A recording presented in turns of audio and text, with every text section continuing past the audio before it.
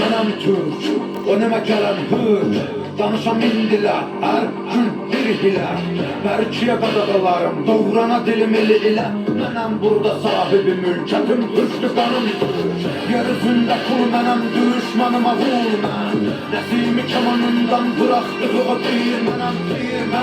Qırmızı gözlərin çalxalayıb salaram bura toz duman mən. Vermərəm aman mən bir bax heybətə. Tanımaram qeyrətə. Ağlayam zalətə, babək kimi doğranamaya cüzarətə. Düşəməcə cüzarətə, mübarizəm.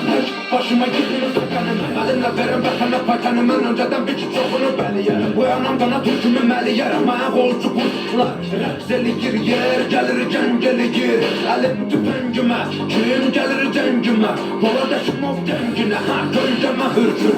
Özün qorxuya hürkür. Mənim elimdir türküm şükür.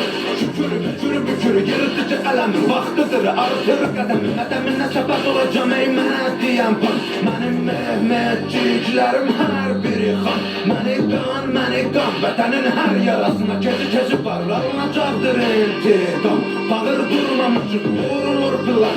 Ay, qıvrılan ilan bil, qartalım baxır inan. Qan qoxusu gəlir güman ki, sığmır bura qorxular. Bizdə bunlar çoxdular, can verənlər yurda, qan edənlər burada.